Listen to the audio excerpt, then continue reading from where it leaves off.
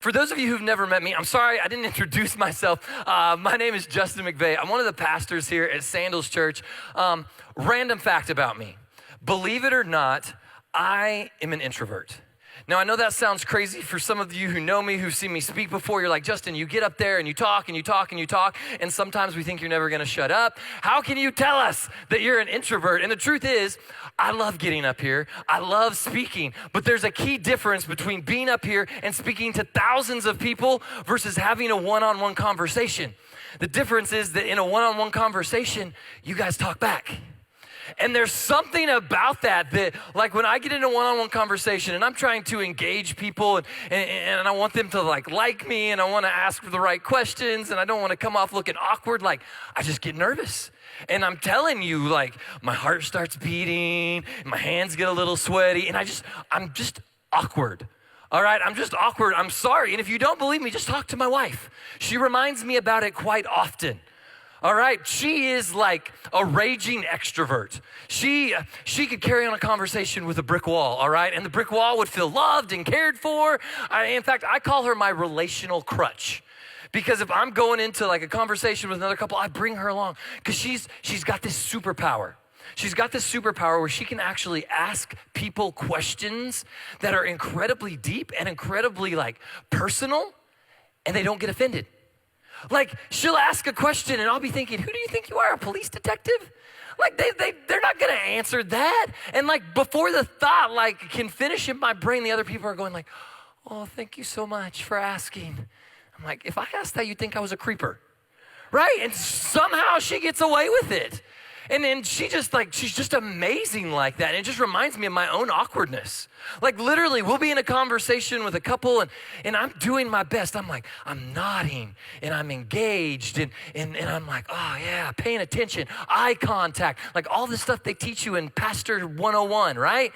And I'm there and we'll get to that point where the conversation is dwindling to an end and we're waving and I'm like, let's go, it's time.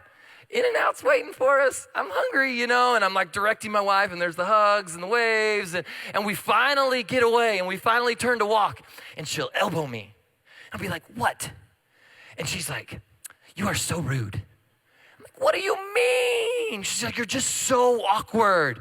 Would it kill you to talk a little? Would it kill you to say something? They're gonna think you're so rude. And the thought that comes into my mind, and I'm just gonna be honest and real with you because I know that there's security and I'm safe right now. The thought that comes into my mind is, well, it sure seems like you have more than enough words for both of us, right? My wife will be in the next service, so just pray that she sits far enough in back. But I say that because we live in a world that likes to talk a lot. And unlike my wife, who truly cares about people and wants the best for them, we live in a world who is pushing their own agenda. And the truth is they have a lot of words and there's a lot of noise, but at the end of the day, they're not saying much. And I think people are coming to a point, and I know as I talk to younger generations, to young adults and teens, they're coming to a place where they've actually stopped listening. They've stopped listening because they've seen too many people talk and not back it up with their actions. And it's so important, and it's one of the reasons that I love baptism so much. Because when a person gets baptized, it's this amazing opportunity for them to tell the whole world what God has done for them, what God is going to do in their lives, to declare to the whole world that they've given their life to God. But here's the amazing part, without ever saying a word. It's the ultimate example of allowing our actions to speak louder than our words. And I think God designed it that way, very specifically. You see, when you make a decision to follow Christ, your life radically changes in an instant. It's as if the Big Bang just happened inside of you, and all of a sudden, universes are being created and destroyed all in the blink of an eye. And relationally and emotionally and spiritually, when you make the decision to follow Christ, everything changes.